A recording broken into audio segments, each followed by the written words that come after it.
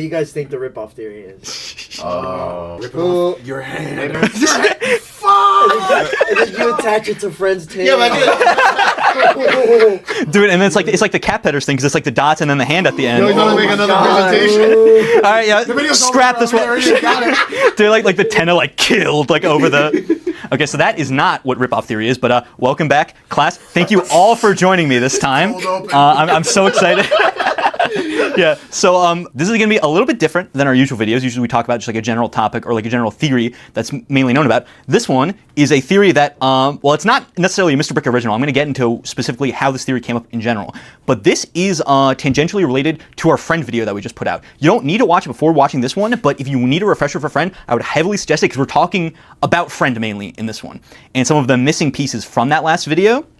But again, if you feel like you have sufficient Friend knowledge, you can go right into this one. But again, from that last video, again, there was a lot of pieces where it's like, I feel like we generally had a pretty decent idea of what we came to in that video. There was a few little things I wasn't really fully able to connect the dots on. And that's kind of what rip-off theory is here to answer, because to whom I owe everything. Now, on our Friend video, so in our Friend video, we got some comments. The comments left by these two people being Sanhuntadental and 50 bottles of pink lemonade. They brought up some things that I hadn't really thought of before that kind of opened my eyes, and then they kind of culminated, and then I put stuff together into, again, what I'm calling the rip-off theory. And again, these guys don't know anything about it. Again, you guys probably have a little bit of an idea where it's going based on the thumbnail. But I'm not getting into their specific contributions to this theory just yet. Because I want that to be a little bit more of a surprise. But again, these two commenters are the reason why this video is getting made, so I owe them greatly.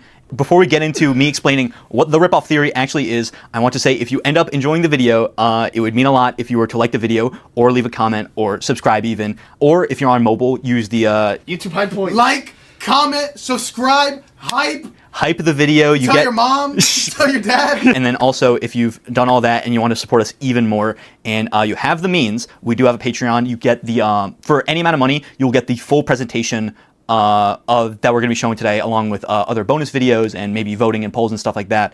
No pressure if you don't, but it'd be greatly appreciated. But are you guys ready to get into the rip-off theory? I'm ready to rip it. So, it all started with Catti. Now again, this was one of the loose ends that we had pretty much right at the end of the Friend video, where I was talking about how one connection I couldn't really place between all this Friend nonsense was Catti, because I was aware that there was definitely connections between her and Friend, but again, I just couldn't figure out like where that fit into everything.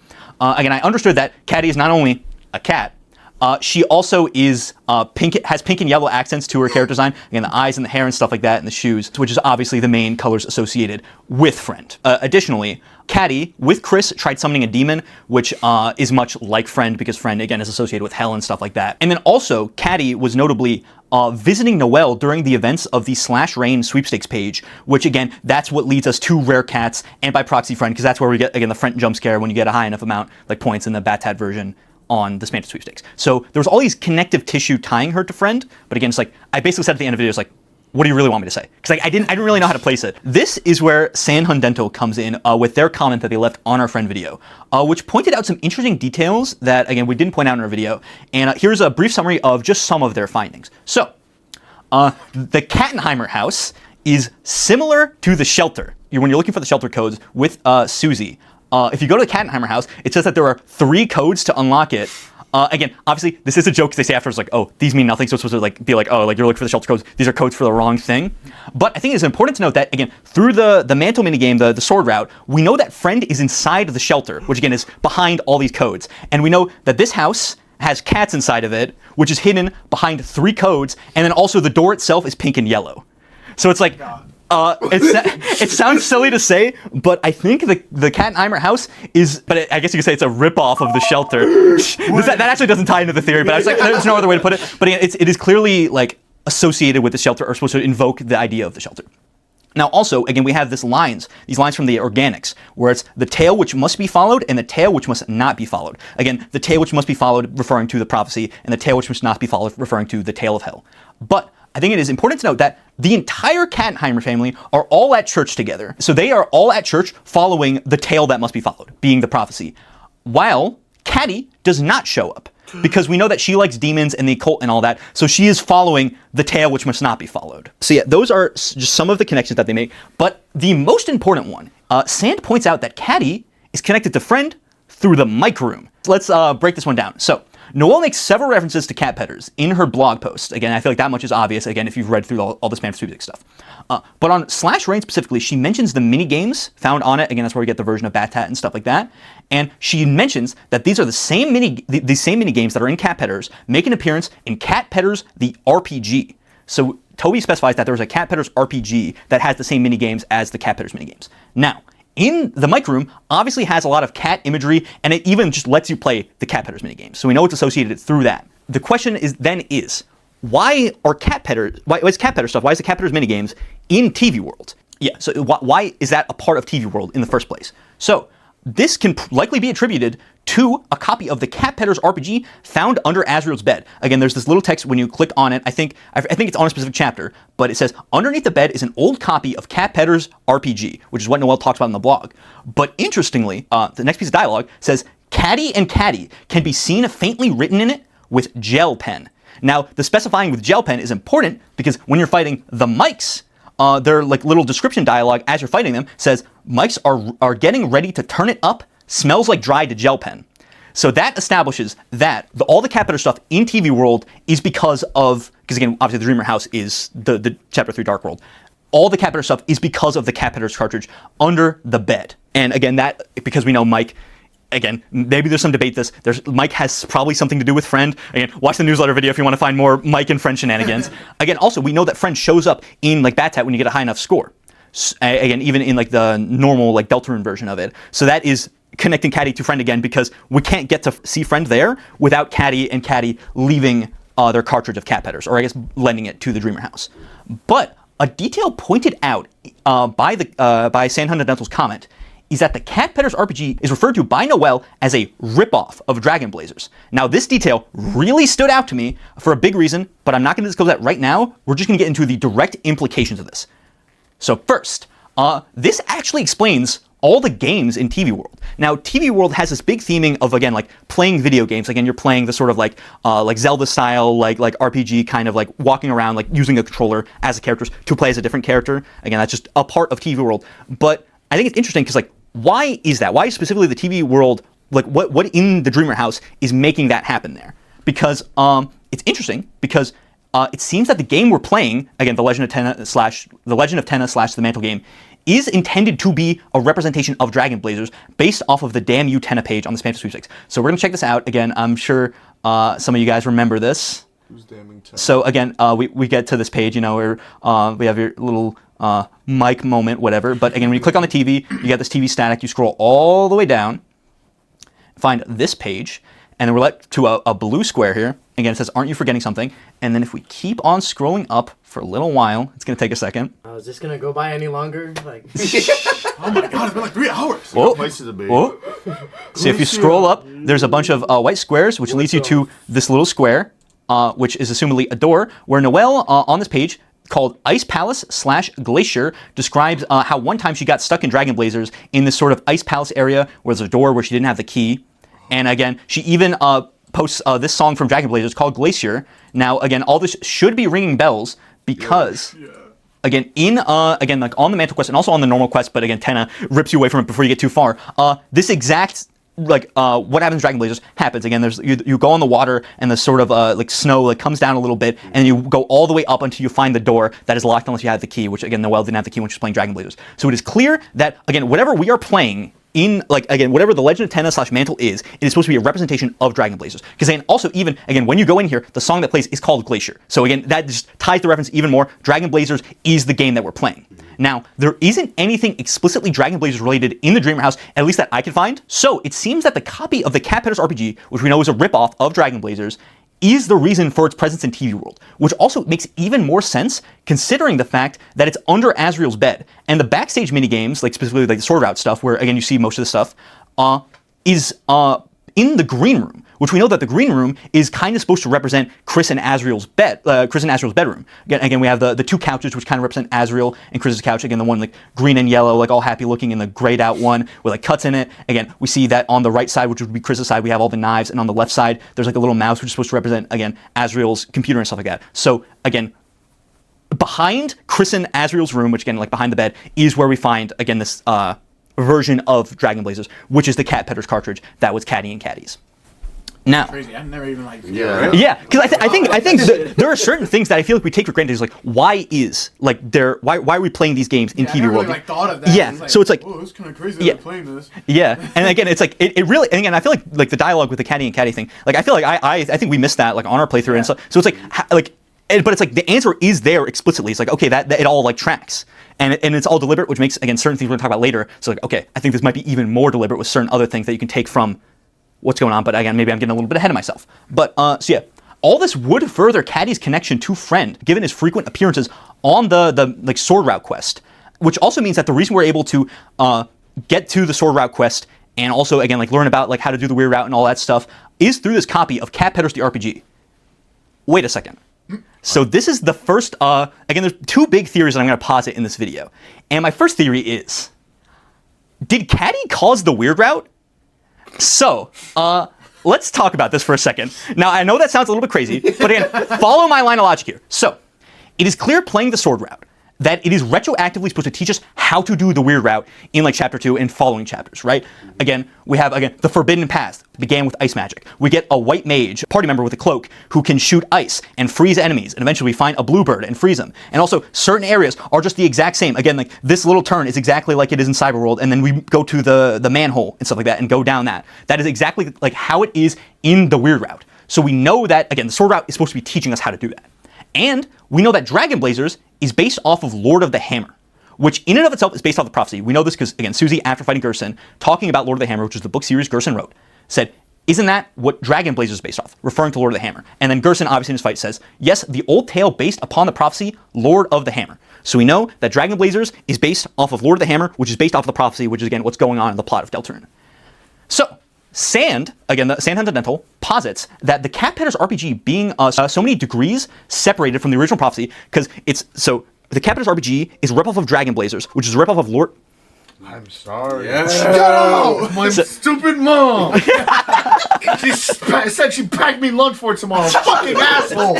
We know that Catpetters the RPG is a ripoff of Dragon Blazers, which is a ripoff of Lord of the Hammer, which is a ripoff of the prophecy. So it's so many degrees separated from the original prophecy, it would assumedly be the most removed from the original story, which made me think, is this why we get our guide to the weird route in the Mantle Quest? We are essentially following the version of the prophecy in the Catpetters RPG, which is so many degrees removed, again, which being like the lowest in the chain of all these ripoffs of the prophecy, it's the most like contorted and messed up version of the story, and it's teaching us how to apply that to the real version of the prophecy that we're playing throughout in the game. I feel like I'm repeating myself, but you guys get the line of logic there, right? Yeah. So it's basically, we're learning about the weird route through this weird version of the prophecy, which again makes sense because we know that this is supposed to represent Catpetters the RPG.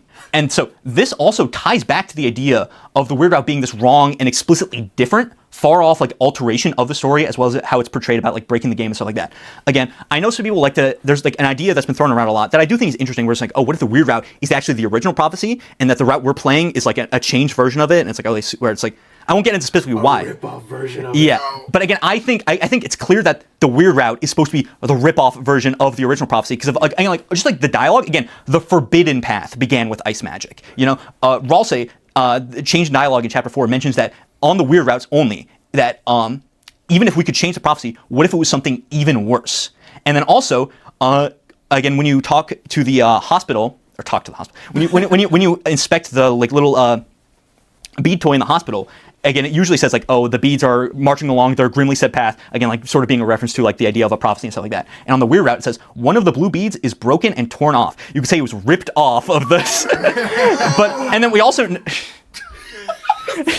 Something might have ripped him. I'm ripping. Okay, and then we also know that this is supposed to represent Chris, because in chapter 4 on the weird route, I don't think we notice this either. Chris's like their classes and stuff like change depending on what you do. Like Chris gets turned into a moss eater or like a moss expert or whatever when you eat enough moss. On the weird route, they're labeled as dark bead, broken off, but still locked. What the hell? Yeah, I didn't know this. Because I know there's also some debate whether or not the blue bead represents like Birdley getting broken off and get killed, but I think it's supposed to represent, again, Chris getting broken off of the prophecy. So I just wanted to clarify that. Again, I think it is pretty clear just in the text of the story that the weird route is, again, this weird version, this rip-off version of the prophecy, you know? And and then this could also tie back to Catti being the one, again, following the tail that must not be followed. Again, that's supposed to represent friend, but if you look at it as like tail as in T-A-L-E, as a tail that must not be followed, it's basically saying, again, like a forbidden path, a tail that must not be followed. And then Catti is the one who is following that tail, you know? Yeah, no, that's crazy. And again, this feels intentional to me. Because honestly, why write in the idea of there being a Catpetters RPG in the first place? Because again, Toby specifies that, again, the same minigames between normal Catpetters and the Catpetters RPG, they have the same minigames. So why is there an RPG in general? And why directly specify that it's a ripoff of Dragon Blazers, if not to give the takeaway that this is supposed to be an interpretation of the prophecy, the Catpetters RPG, and thus tying all the concepts related to it and Catpetters RPG to the prophecy itself, you know? So again, it feels like deliberate to me where it's like, again, why introduce it being an RPG? Why introduce it being a reference to Dragon Blazers? If not kind of what I'm talking about here, where it's like, oh, supposed to represent the weird route, or supposed to, again, like represent the Tena games and stuff like that. So again, this feels deliberate to me. And again, I think it does explain why we get these hints to the weird route in the backstage games in the first place. Again, I think this is something I like almost take for granted, where it's like, okay, we learn how to do the weird route in chapter 3 in the sword route, but why there specifically? Where I think this gives a solid enough explanation where it's like, oh, we're learning how to do it from a different alteration of the prophecy, you know, the one that's so far removed from it. A ripoff. Yeah, a ripoff. Yeah. A ripoff, you might say. And if the weird route stemmed from, again, this ripoff of the prophecy in Catpetters, I was wondering if there was anything in Catpetters that itself seems like an anomaly and maybe has a potential connection to being a ripoff of something in the prophecy itself. And then I saw the next comment where it said, hey, I guess this is the best place to say that there are some weird connections between Friend and Susie. Now, this is big theory number 2. This is the one in the thumbnail. So again, you guys got spoiled for this. But, so, is Susie friend? Is Susie friend? Okay. That's a crazy... So, is Susie friend? Now, again, I know it sounds a little bit out there, but I just know it sounds. Now I know it sounds. I am not crazy. I'm not crazy. Okay, but again, I just want just hop on Mr. Brick's wild ride for this one because I wanna talk about this. So, okay, rather than is Friend Susie, let's look at this as is Friend a ripoff of Susie's role in the prophecy? Because again, we know that Friend is from Catpetters, and Catpetters is a ripoff of the prophecy. Now, I'm unsure how this would work, considering like in tandem with the idea that Friend is the tail of hell. I feel like it could work because we know that certain characters can represent different things between like adaptations of prophecy. Again, Susie being the prime example because she is the dragon in Lord of the Hammer, but we know that you know, she's supposed to be the second hero in the actual prophecy. So I think again the tail of hell puts a little wrinkle in it, but again, just like think about this idea: is Friend a ripoff of the second hero in the prophecy? So again, just roll with me on this because I think this line of logic is kind of fascinating. Again, as the commenter, let's talk about, again, 50 bottles of pink lemonade points out, It's like a high mind. there are actually a strange amount of similarities between Susie and Friend. The idea that Friend is an in-universe like rip-off of Susie's role in the prophecy actually ties together certain things I didn't know how to make like sense of in the original video. So first off, as we pointed out, Susie's color palette is pink and yellow, like pretty deliberately, and again, that is obviously the colors associated with Friend, again, as we talked in the last video. I'll talk about less like sort of like superficial, like again, like visual connections there. We have, there's a line of dialogue that Pippin says, or Bat's Hat, Green Pippin, whatever you want to call him. Again, Toby Fox said it's okay to use the minigame names because he agrees with us. Again, when Cat Mike has the highest score, he mentions, I swear you people will see pink and yellow and think, oh, a friend. So we know he's talking about Friend. And says, being a friend doesn't make them yours. Those teeth, they bite. So we have this idea of those teeth, they bite in relation to Friend, again, with like, the big teeth and stuff like that. Again, biting stuff seems to be associated with Friend. And literally the first thing that Susie does in the entire game is try and bite Chris's face off. Yep, so again, yeah. So again, that is the first connection that I personally made with Susie Friend. Again, a lot of this, I'll specify which certain things that the commenter pointed out. But again, that was one of the first connections to me. I was like, oh, that's kind of interesting. But also, this explains why the first explicit appearance of Friend is tied to Susie and what seems to be her room. Now, again, this is something that most people kind of interpreted, where again, when Ralsei explains how Dark Worlds work in the beginning of chapter 3, again, we see this room, which many have interpreted to be Susie, again, sort of like purplish color scheme. We have the dinosaur poster in the background. We have a sort of dilapidated bed and dilapidated room, because we know that Susie's home life is probably not great. It adds up that this room would be hers. Again, with all, again, like the bed spring, again, like cuts and stuff in the bed. It makes sense this is hers. And again, this, again, sort of gets absorbed by darkness and stuff like that, and we reach the other side, which is when we get our first interpretation of Friend, like kind of placed over this chair here. Which, again, it's like, if, like, take a breath, sorry. Just saw the gif in the bottom left. So we know that, again, our first appearance of Friend is in what is assumably Susie's room, which, again, this is something we talked about before. It's like, why Susie's room, why her chair, stuff like that, where it's like, again, there are some associations with Friend, but it didn't seem like, why is that relevant? So again, with this idea that these two characters are linked in this way, as with essentially being the same, like, character, but again, from different interpretations of the prophecy, and again, this thing kind of just hijacked becoming real through whatever Catpetters nonsense. I think it does track that why Friend would be associated with Susie's room in this way, you know? Where, again, it explains sort of that one. Now, this is the biggest one that I think, like, it was like, I think this one was like, okay, I need to talk about this, because it fixed, again, like, one of the things that I mentioned very quickly in the video, and I was like, yeah, I don't know how to place this. It explains why the princess ribbon is in the Tale of Hell room. Now, as we talked about in the video, in the Tale of Hell room, again, once you like beat the puzzle or whatever, the item that you get all the way at the end is called the Princess Ribbon. And I was kind of talking about this, like, oh, like, why the Princess Ribbon? I feel like that hasn't been associated with any. Also, again, this is under the assumption that Tale of Hell is Friend. I know most people already think that, but I just want to establish that out of the way.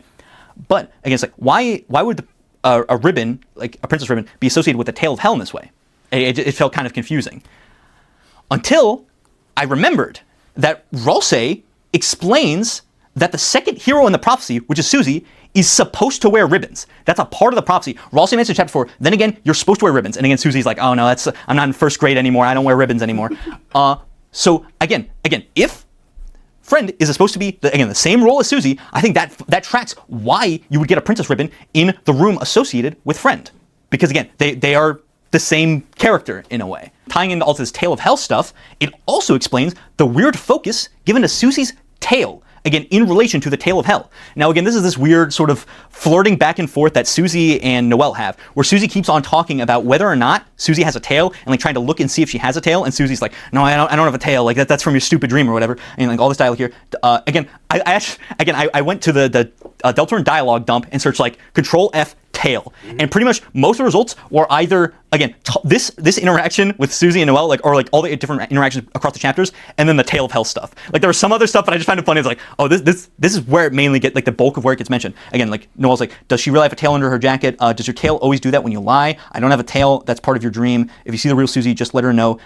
Look, she doesn't have a tail, okay? You don't have a tail, do you, Susie? Huh? No way, of course not. Really? That's great. That's kind of weird, Chris. Well, in my dream, you did have this cute tail. So again, they keep on bringing this up. And again, this could have something to do with sort of like Susie's potential like image issues, stuff like that. Again, especially if like certain theories like, oh, that she's from a human community, or like she's half human or stuff like that. So she might have some sort of like aversion to people seeing her tail. But like, again, those are just theories. So I wouldn't like take that as 100% fact. But I think it's interesting. Specifically, their interaction here involves trying to see Susie's like tail, or like trying to prove that Susie has a tail. Again, when a tail is such a loaded thing in DELTARUNE, considering the Tale of Hell, and in considering all the other connections between Friend and Susie. And I think it's also interesting, the idea, oh, so this reindeer like creature, right, who is a part of the Holiday family, is trying to look at like some sort of monster and trying to like find her tail and look at her tail. Again, considering what might have happened to a different antlered person who is following a tail. I just think that's interesting. That's a parallel there. We're talking about some more parallel stuff other, but again, I think this is like the bulk of like this sort of like crazy stuff that I found. Just like, okay, that's, again, it explains, again, why is the princess ribbon there? Why is it Susie's room? Again, why is Susie pink and yellow in the first place, you know? Okay, but going for, oh yeah, actually, this was added later. This is its own slide because I added this last minute, and I think it's kind of crazy. So, when fighting Tenna, if you have the Devil's tail, a tale of hell in its own way, considering Devil has a bunch of like associations with the devil and stuff like that. When you have it equipped to Susie specifically,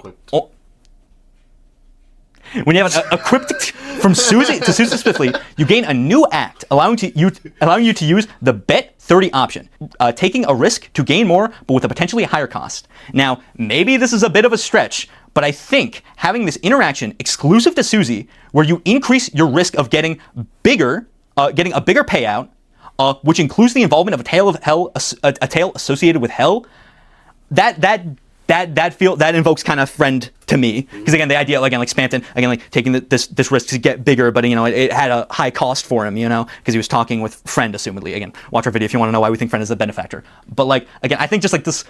I think the idea of associating. Oh, also, again, there's this dialogue where Susie mentions that if when you equip the Tail of Hell to her, she says that she figured she'd grow one someday, which I think just like is a fun line in dialogue. Again, considering all this other stuff. But yeah, I just thought it was interesting. I was it because Jevil is kind of a Tail of Hell, and it's associated with Susie specifically about again like high risk, high reward kind of stuff, which again just it feels connected to all this friend garbage. So the idea or the claim is that friend is Susie. Or Yes. related in some way. Well, okay, again, the claim is that Susie is the second hero in the prophecy, and Catpetters RPG is a ripoff of the prophecy. So Friend is essentially the second hero of the prophecy that Susie is in Catpetters. So it is the equivalent character. Again, the same way that Susie is the dragon from Dragon Blazers. It's like Friend is like Susie, the prophecy hero in Catpetters. In the ripoff. Yeah. Gotcha. Is all this making enough sense to you guys? I feel like that exact explanation you just threw out right now like made it even like clearer. Yeah. Okay, I feel like it's weird to explain, but again, it's like the idea is that Friend is Susie. That Friend is a ripoff of Susie. So it's about like Fortnite, right? So you're saying Wait, so friend isn't? so Wait. Susie's parent is Gaster. Wait, that's what... You'll make a new slide. Under this theory, in a way, yeah, kind of. It could be. Or I guess like Holy fuck. it's like Thinking. father from another dimension. Or Yes.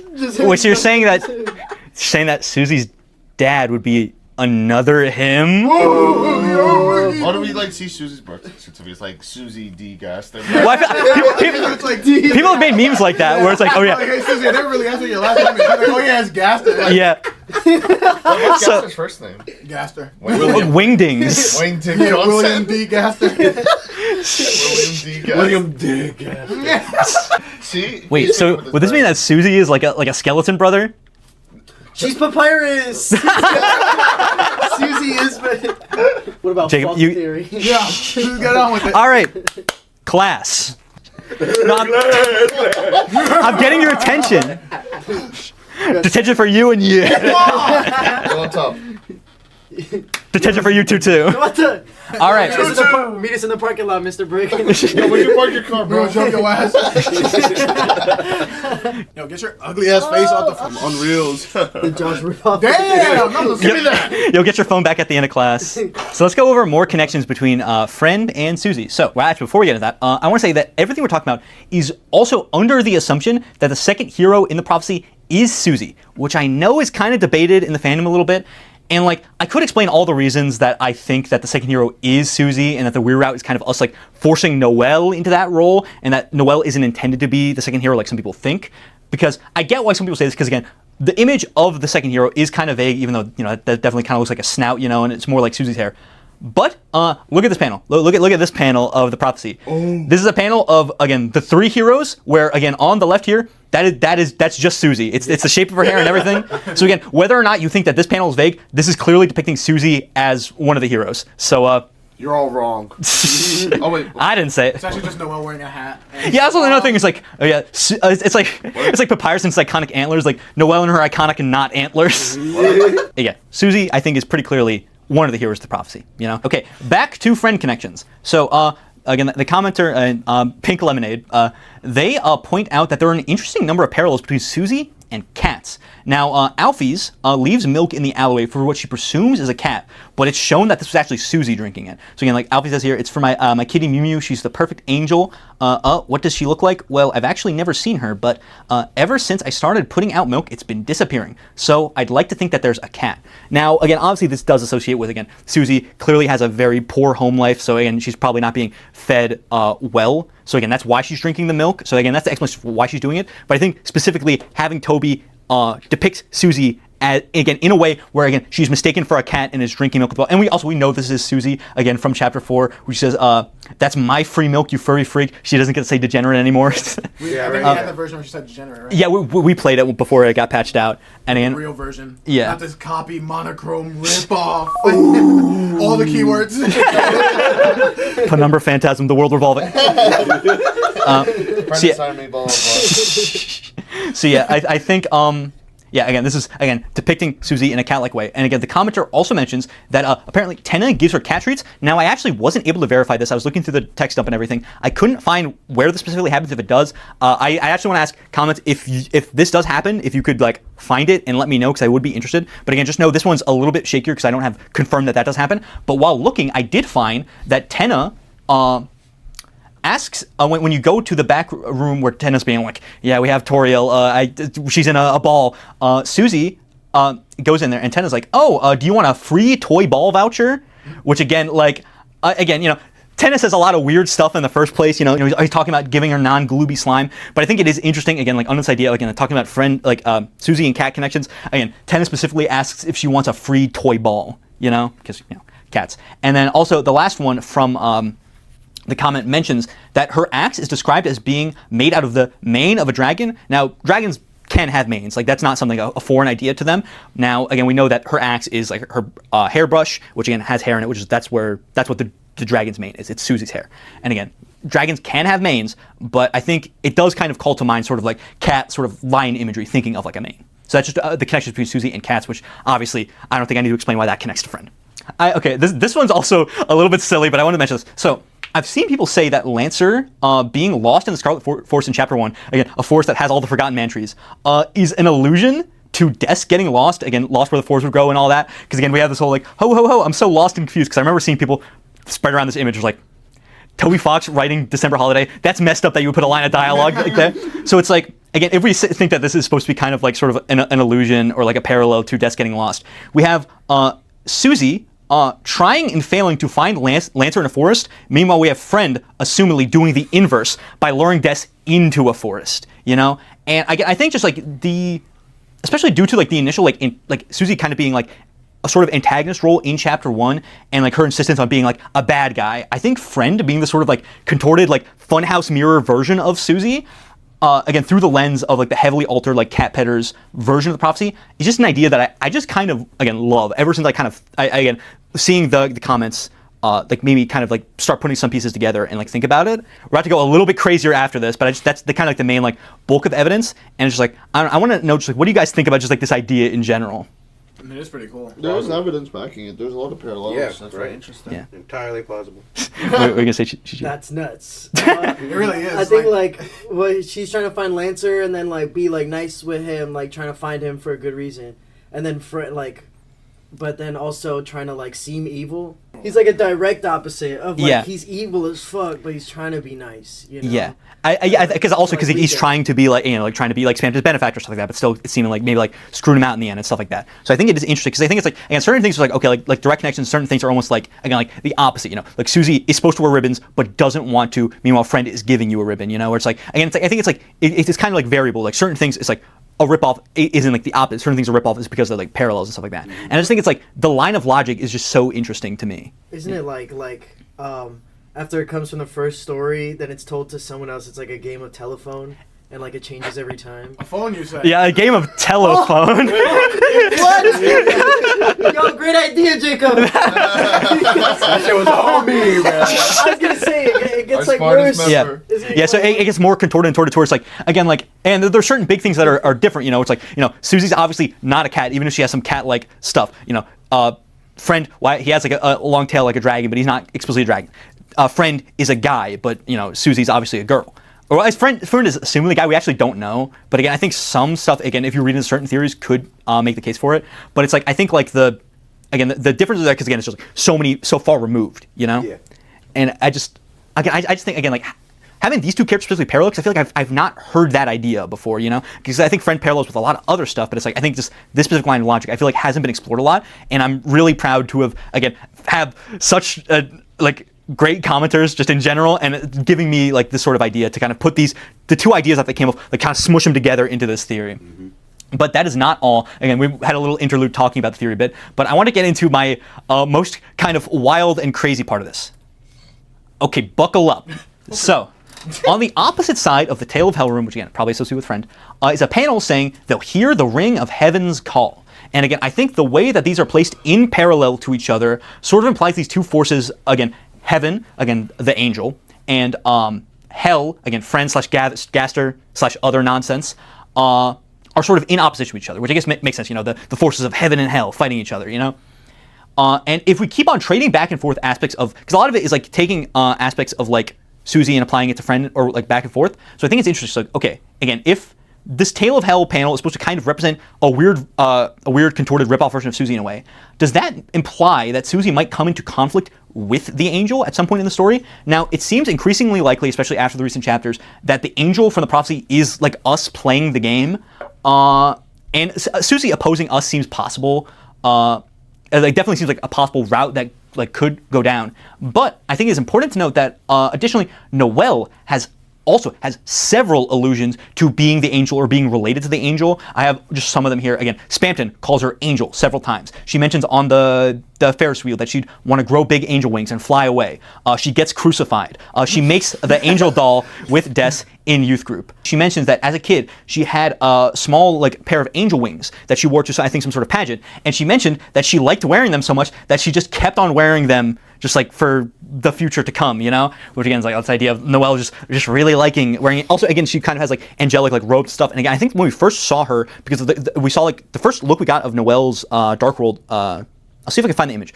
Like tobyfox teased it on Twitter. And we saw like the back of Noelle's like Dark World sprite, and again the way the robes looked, it looked like she had like angel wings. And then I think the biggest proof that Noelle is associated with or just is the angel in some way is the Spamton sweepstakes page for the watch, where I think Spamton talks about how it being authentic stolen goods, and he says, need proof, there lies the name of the angel with tattered wings, and engraved on the watch is Noelle's name. So there lies the name of the angel, it's Noelle's name. Noelle has some association with the angel. I don't know in what way. It doesn't seem like she's like the god from the prophecy, especially because again, it seems like we have that connection, but she's associated in some way. But I think it is interesting because that would again implicate that again, if we would kind of take this idea of these like panels being like opposite each other and the ideas of like heaven and hell fighting each other, it would kind of imply that Susie and Noelle would come into conflict. Which like, I was trying to think, is like, is there any like indication of that happening in the future of the game? So, in Undertale, there's a piece of concept art for an area that was scrapped from Snowden that was supposed to be an ice cave. We're going to get into that in a second. In it, we see a mural depicted on the wall to the right here. Oh, that's a depiction of a reptilian creature fighting off an angelic being with what looks like antlers, as well as the triangles at the top, and with the angel wings here, essentially just making the Deltarune symbol. Wait a minute. Shit! Do you see the Jockingtons on the right? So, again, I think this is something that people have kind of known about for a while, and I always thought this was interesting. And again, I think it just kind of, again, I literally was thinking about this, like, I guess Noelle's the angel, and if Susie's kind of like a devil in a way, I was like, and then this came to my mind, I'm like, okay, I gotta make this video. Because like, okay, this would place Susie in a role opposing like a heavenly force that may be like Noelle. And again, while I agree that while I get the player is likely the angel, Noelle again keeps on getting represented by an angel in some way. So I find that relevant. And I think a notable fact is that this cut area from Snowden where it would have appeared was an ice cave, which again is maybe similar to like the Ice Palace in Dragon Blazers. Now, it was apparently cut due to Toby thought it would take too much time, or I think it was Temmie actually thought it would take too much time and effort to like sprite everything, and it didn't fit with the tone of like Snowden with like Sans Papyrus and stuff like that. So maybe there's a chance that this area could be like repurposed for Deltarune. Again, I think regardless, referring to the mural itself, I think we know that again, Deltarune, the idea, came first in Toby's dream and all that. Like I feel like that's pretty like well known, and he specifically saw the ending, and I don't think it's too far-fetched to think that this mural in the concept art could be abstractly depicting like the ending that he saw in the game. And again, we know also the characters of Susie and Noelle date back to before Undertale as well. Like I think we know Susie sprites existed in 2013. Noelle concept art was like from like 2014 and stuff like that. So I don't even think it's far-fetched or like outlandish to say that Toby had these characters in mind when drawing this. Like I think there's a chance that again this could maybe just be like a scribble, on concept art. Like I think, but like. I think, again, the fact, again, like, we have a reptile, or I think more so, like, this angel creature, because we know that Toby, at the very least, probably has an idea of, like, whatever he wants the angel to be in Deltarune. And I think the fact that it looks like antlers, Yeah. And again, also, it also, again, it's sort of robe-like, like Noelle's, like Dark World outfit and stuff like that. So, yeah, I guess that's my last connection, is that I think, again, something like this might happen. And again, it kind of ties back into, again, the Tale of Hell stuff. With all that being said, we're done. That is it for Mr. Brick & Co.'s ripoff theory. Now, before going any further, kind of talking about my final conclusions and stuff about this, I just want to say a huge thank you to San Huntidental and 50 bottles of pink lemonade. Again, they left both of these very well-informed, very well put together comments. And again, I want to just take a second. I'll probably have it scroll on screen. Just put it up on screen. Again, I couldn't cover everything they talked about. Again, just so much different additional stuff like Catti and stuff like that I would love to talk about more. But again, I wanted to keep it as concise as possible because I didn't want to. I wanted to get to the big conclusions that I thought of. But again, I heavily suggest reading all these for yourself because then they were very insightful. And again, these videos would have not happened, or this video specifically would have not happened without these comments kind of opening my eyes to this idea. And just back to the theory in general, I just think now, do I think I am 100% right in everything I've said today? Yeah. Yes. Yeah, right? Come on. But so I'll say, I think, no, as much, I love this theory. I am very, very proud of it. But I think there's a chance that, certain things, I can understand there's maybe some holes in it. There's some maybe certain evidence isn't as strong for some people as it is for others.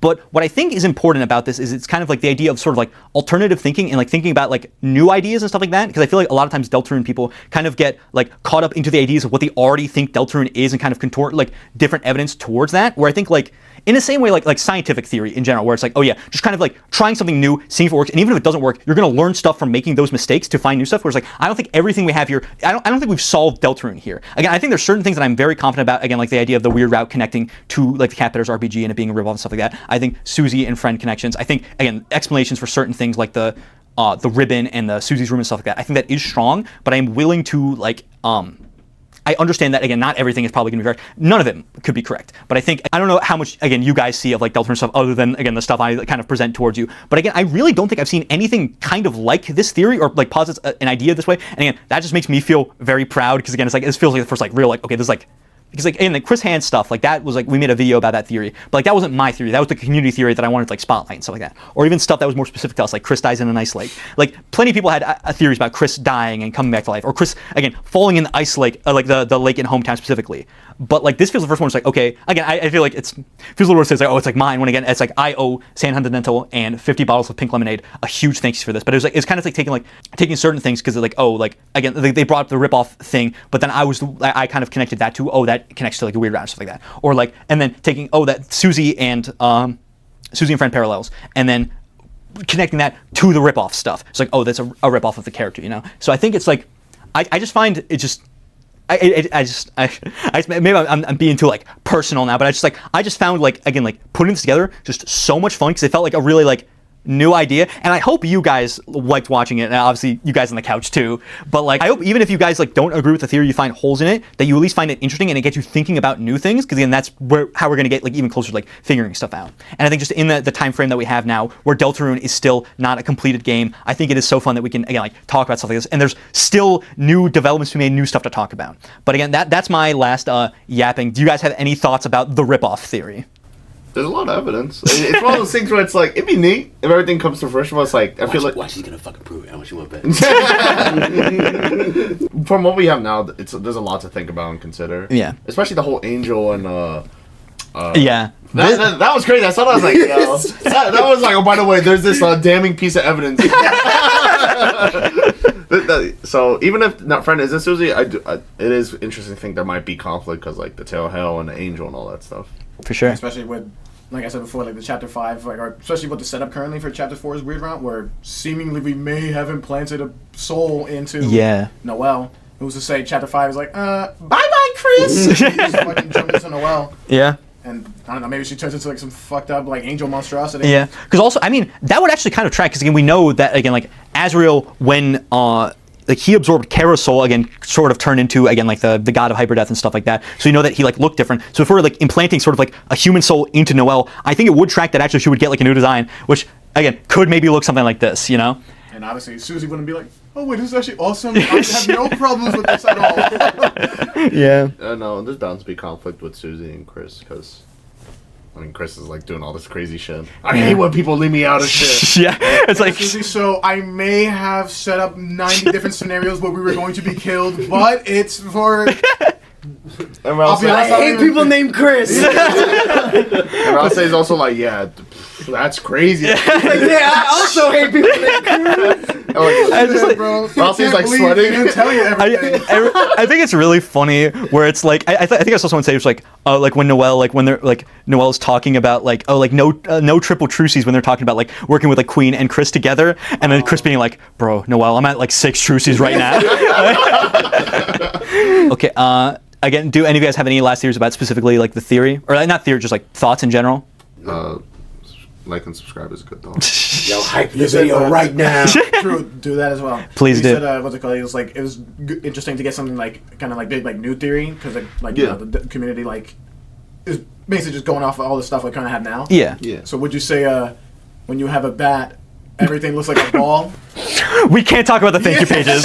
Guy, okay, I'm gonna level with you guys. I was thinking about making like a community post just being like, guys, I don't know what to make of it. I genuinely don't. I think, okay, my best guess, here's a quick lightning round. What do the new thank you pages mean? I think it is implying based off of like, again, I think it seems more so the correct answers are the ones that are like shorter periods of times, like seconds, stuff like that. So I think the thank you page is specifically talking about how long it took Noelle to smile after you put the thorn ring on her. What's going on? Who's talking there? I've got no clue. But, yeah, I think also the sort of backdoor desk characterization with if you have a bat, everything looks like a baseball. Do you guys know about that? I'll explain it to you a different day. But, New video coming soon. God damn it, bro. You can't say this at the end. yeah, again, that reveal in the newsletter where we just saw Dessa's full design and confirmed that she was the knight was crazy. For a second, I was like, wait, what? I'm glad that I've been thinking. I was gonna put a new GIF every single like Patreon like thing for the like equivalent to each video. But again, this friend one's gotten mileage because the past like 8 videos have been about friend. But what's it called? Really funny. Yeah, Good GIF. yeah. So before we could go, we have to thank our very wonderful patrons over on Mr. Brick & Co. /Patreon, whatever the link is. Again, thank you guys so much for your support. Before any more dilly-dallying, let's thank our lovely patrons. So here are our average students. In our honor student tier, we have Toby Tricky Fox, Dick Chocolate, Chaos Beam, Semantic Pedantic, Riley Swab, Spicy Bloke, Easier Name Than John Luca, Admin Access, Rocco _ Dusty Plush, Lundcraft, Jortsmaster, John Robert 659, Silvix, Avast Antivirus, Kaido Noir, Fetter, Shep Kish, Baskin, Bringer of Boy, LBA Lego Blocks Animations, Banjaxed, and Digby Doodles. In our overachiever tier, we have Blenderfucker, Rat Avenue, Colt Acola, Adam Sandler, Daniez, Dev Guy, and Crunkus. And in our overachiever plus tier, the $19.97 tier, the Spampton number, we have Jesus, Willow Wispy, and No one else. Next slide. Damn. how do you say this one? Giftra. Giftra and I think it's Jacob. Oh, that's what's No. Jacob 301 Wantabo Avenue. And our beloved Chichi, thank you. Why do you still give me money? Stop doing it. Can I have some? Just starts whimpering. And our one person who is crazy enough to still be supporting on our Teacher's Pet tier, thank you so much. And with all that being said, they're coming back. They're so bad. You. Yeah, that's it. Is that your outro? Last comments, questions, concerns, jokes. Can we go home? I gotta pee. I also gotta pee. Let's all pee together. Field trip! Actually, don't mind that. Yeah. Does anyone else want water? No, I'm You alright. don't mind? Yeah, I got it. Oh, thank you. All right, say the N word All as right. quick as you can Wait, while should he's we not pause here. it? and Yeah, it's still now- Yeah. Time for a hostile takeover. You guys record your own homegrown Mr. Brick & Co. video while I'm gone. Oh yeah. Wait, he has the mic still. Oh, he does have the mic. Oh, we have our own. You're gonna hear him like traveling around his house. Yeah, He's like, get the fuck out of my way, dog! literally. You hear like explosions and shit, like gunfire. Get down! Yo, Chichi, have you seen this video, bro? Nah. If he sent me that, I would have ran over, but like, are you dying? He left the mic here. Damn fool. Here, it's for you. No, don't give it to him, bro. Why not? He's there. I want to hear him. Welcome back. Wait, hold on. Here, I'm gonna do the intro for him. No, stop fucking with it. What was it? This is the rip-off theory. Like and subscribe. Well, I guess if it is the rip-off video. Holy shit! Wait, I got this. We really gotta rip off video. I'm the rip-off. Like Mr. Sand. You're Mr. Glass. Welcome back, everyone. You're Mr. Rock. I'm Mr.